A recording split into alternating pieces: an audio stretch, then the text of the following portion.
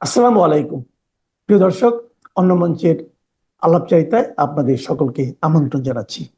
ওয়াকারুজ্জামান, আপনার দায়িত্ব বাংলাদেশকে রক্ষা করা, না হলে বাংলাদেশ নিজে আভ্যন্তরীণভাবে রক্ষা পাবে না, ভারতের আক্রমণের হাত থেকেও রক্ষা পাবে না। বাংলাদেশ কিন্তু সেদিকেই যাচ্ছে। কাজেই কি করবেন? সেনাবাহিনী, সেনাপ্রধান, সিদ্ধান্ত আপনাদের। দুই সেনাপ্রধানের কি আলাপ হলো? দুই সেনাপ্রধান বলতে ভারত এবং বাংলাদেশের সেনাপ্রধান, দুই সেনাপ্রধান জেনারেল ওয়াকারুজ্জামান এবং জেনারেল উপেন্দ্র দ্বিবেদীর মধ্যে আজকে ফোন আলাপ হয়েছে। অবস্থাটা এমন, ভারতীয় অস্ত্র আমাদের দিকে এক প্রকার তাক করে আছে। সাম্প্রতিক সময়ে বাংলাদেশের ভারত বিরোধী চর্চা অনেক বেশি বেড়ে যাওয়া, শুধু তাই নয়, ভারতীয় স্থাপনা, যেহেতু আমরা পৃথিবীর একটা স্বীকৃতিপ্রাপ্ত স্বাধীন দেশ, খুব স্বাভাবিকভাবে সারা পৃথিবীর সাথে আমাদের কূটনৈতিক সম্পর্ক আছে, ভারতের সাথে কূটনৈতিক সম্পর্ক আছে, এবং সেই জায়গা থেকে ভারতীয় সম্পত্তি বাংলাদেশে আছে। ভারতের বা যে কোনো দেশের দূতাবাসই সে দেশের সম্পত্তি। ভারতীয় দূতাবাস আমাদের এখানে আছে। ইতিমধ্যে ভারতীয় দূতাবাসে আমাদের এখানে হামলা হয়েছে, মানে ভারতীয় সম্পত্তির উপরে হামলা হয়েছে, মানে ভারতের উপরে হামলা হয়েছে। এই হামলা পরবর্তী সময়ে ভারত আরো বেশি আমাদের দিকে এক প্রকার অস্ত্র তাক করে বসে আছে। আর এই মুহূর্তে বাংলাদেশের সেনাপ্রধান জেনারেল ওয়াকারুজ্জামান এবং ভারতীয় সেনাপ্রধান জেনারেল উপেন্দ্র দ্বিবেদীর মধ্যে একটা ফোন আলাপ হয়েছে। মূলত বাংলাদেশের সেনাপ্রধান জেনারেল ওয়াকারুজ্জামান ভারতীয় সেনাপ্রধান উপেন্দ্র দ্বিবেদীকে আশ্বস্ত করেছেন যে আপনাদের যে সম্পদ বা সম্পত্তি বাংলাদেশে আছে, আমরা তা রক্ষা করতে বদ্ধপরিকর। কেন এ কথা বলা যায়? ঠেলায় পড়ে, কারণ বেশি বাড়াবাড়ি করলে কিন্তু ফুটিয়ে দেবে। বিষয়টা এখন এমন অবস্থা দাঁড়িয়েছে, ভারত আমাদের এখানে একটা গোলাও খরচ করবে না।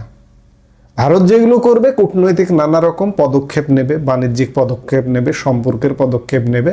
কিন্তু আপনি যদি দূতাবাসে ঢুকে যান, দূতাবাসের কর্মীদের উপরে, কূটনীতিকদের উপরে অত্যাচার করেন, তাহলে তো খেলাটা একদম জমে যাবে। সেই জমানো খেলার জন্য ভারত কিন্তু ইতিমধ্যেই রেডি আছে। বাংলাদেশের জাতীয় নির্বাচনের আসলে আগ্রহ ছিল না প্রধান উপদেষ্টা ডক্টর মোহাম্মদ ইউনূসের সরকারের। চাপের মুখে রাজি হলেও আজকে দেশের যে অবস্থা অভ্যন্তরে, তাতে এবং নানা রকম হত্যা, অগ্নি, সন্ত্রাস, নানা রকম কর্মকাণ্ড যেভাবে চলছে, তাতে নির্বাচন একটা ভণ্ডুল করে দেওয়ারই পরিকল্পনা চলছে। আমি শুরুতেই বললাম যে ভারতের সাথে বাংলাদেশের ঐতিহাসিক সম্পর্কের নিদর্শন ছড়িয়ে আছে বলা যায় বাংলাদেশ জুড়ে। বাংলাদেশে বহু ভারতীয় সম্পত্তি মৌলবাদী আক্রমণের শিকার হয়েছে এই ইউনূস সরকারের আমলে। এর মধ্যে অন্যতম চট্টগ্রামের ভারতীয় দূতাবাস। জানা গেছে এবার স্থিতিশীলতা বজায় রাখার প্রসঙ্গে আলোচনা চলছে ভারত এবং বাংলাদেশের সেনাপ্রধানের মধ্যে। ভারতের সেনাপ্রধান জেনারেল উপেন্দ্র দ্বিবেদীকে ভারতীয় সম্পত্তি রক্ষার আশ্বাস দিয়েছেন বাংলাদেশের সেনাপ্রধান জেনারেল ওয়াকারুজ্জামান। সর্বভারতীয় সংবাদ মাধ্যম CNN নিউজ 18-এর খবরে খানিক আগে, কয়েক ঘন্টা আগে একটা খবরে বলা হয়েছে, প্রতিবেশী দেশে সাম্প্রতিক উত্তেজনার মধ্যেই স্থিতিশীলতা নিশ্চিত করতে ভারত ও বাংলাদেশের সেনাপ্রধানরা সরাসরি আলোচনা করছেন। বাংলাদেশের সেনাপ্রধান জেনারেল ওয়াকারুজ্জামান ভারতীয় সেনাপ্রধানকে আশ্বস্ত করেছেন সম্পদের নিরাপত্তার বিষয়ে। জানা গেছে ওয়াকার আশ্বস্ত করেছেন বাংলাদেশে থাকা সমস্ত ভারতীয় সম্পদ নিরাপদ থাকবে। দেশের অভ্যন্তরে উত্তেজনা বাড়লেও নিরাপত্তা বজায় রাখার প্রশ্নে ঢাকার প্রতিশ্রুতির কথা তুলে ধরেছেন তিনি। ভারতীয় সংবাদ মাধ্যম আরও বলছে, ভারত বিরোধী নেতা শরীফ ওসমান হাদির মৃত্যুর পরে দেশব্যাপী অস্থিরতা তৈরি হয়েছে। প্রথম আলো এবং দ্য ডেইলি স্টারের অফিসে আগুন লাগিয়ে দেয় বিক্ষোভকারীরা। ময়মনসিংহে হিন্দু যুবক দীপু দাসের হত্যার ঘটনা বাংলাদেশের পরিস্থিতিকে আরও খারাপ করেছে। অভিযোগ উঠেছে, ইউনূস প্রশাসনের নিষ্ক্রিয়তার জেরেই পরিস্থিতি এতটা ভয়াবহ আকার নিয়েছে।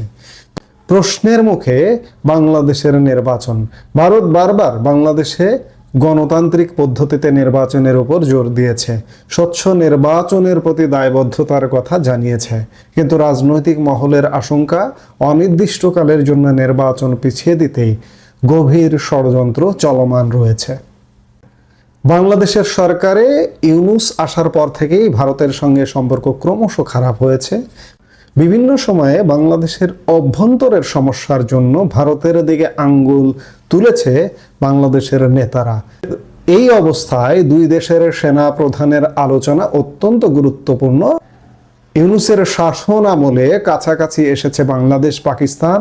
এমন অবস্থায় বাংলাদেশে থাকা ভারতীয় সম্পত্তি রক্ষায় সেনা প্রধানের বার্তার মধ্যে আসলে ইউনূস বিরোধিতার প্রচ্ছন্ন সুর খুঁজে পাচ্ছেন কোনো মহল। অর্থাৎ ইউনূসের এই কর্মকাণ্ড, নিয়ন্ত্রণহীন কর্মকাণ্ডে সেনাবাহিনীও সংক্ষুব্ধ, ক্ষুব্ধ, এমনটাই বোঝাতে চেয়েছেন যে দেশে যাই হোক, সেনাপ্রধান জেনারেল ওয়াকারুজ্জামান এমনটাই বলেছেন যে দেশে যাই হোক আমরা আপনাদের সম্পদ রক্ষা করব, সুরক্ষা করব, সেটি আমাদের দায়িত্ব। কেন আমাদের দিকে অস্ত্র তাক করা এতদিন পরে কি টনক নড়লো? টনক নড়ছে। আমরা বলতে চাই, ভারতীয় সম্পদ শুধু নয়, বাংলাদেশের প্রতি ইঞ্চি মাটি রক্ষা করার এই মুহূর্তে দায়িত্ব পড়ে গেছে বাংলাদেশ সেনাবাহিনীর। বাংলাদেশ সেনাবাহিনী দায় এড়াতে পারে না। দায় যদি এড়ায়, এই দায়ের একদিন জবাবদিহি করতেই হবে। কাজে আমরা প্রত্যাশা করব যে ভারতীয় সম্পত্তি যেমন রক্ষা করবেন, ভারতীয় গোলা বা বোমার হাত থেকে, আক্রমণের হাত থেকে যেমন বাংলাদেশকে রক্ষা করা আপনার দায়িত্ব, আপনাদের দায়িত্ব, ঠিক তেমনি 5 আগস্ট পরবর্তী সময়ে দায়িত্ব নিয়েছেন, দায়িত্ব পালন করেননি। আজকে বাংলাদেশের প্রতিটি ইঞ্চি রক্ষা করার দায়িত্ব আপনাদের। সেটা কিভাবে করবেন? আপনাদের শাসনে করবেন, নাকি আমি বারবার প্রতিটি ভিডিওতে এখন বলছি যে 111-এর মতো একটা ফখরুদ্দিন সরকারের মতো, জেনারেল মঈনুল আহমেদ যেভাবে সমর্থন দিয়ে একটা খুব স্ট্রিক্ট, একটা শক্ত সরকার করেছিল, সেরকম একটি সরকার হলেও ওয়াকারুজ্জামান আপনার দায়িত্ব বাংলাদেশকে রক্ষা করা।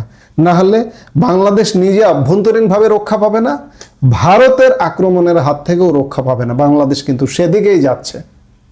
কাজেই কি করবেন? সেনাবাহিনী, সেনাপ্রধান, সিদ্ধান্ত আপনাদের। এই মুহূর্তে এ পর্যন্তই। সবাই ভালো থাকুন, সুস্থ থাকুন।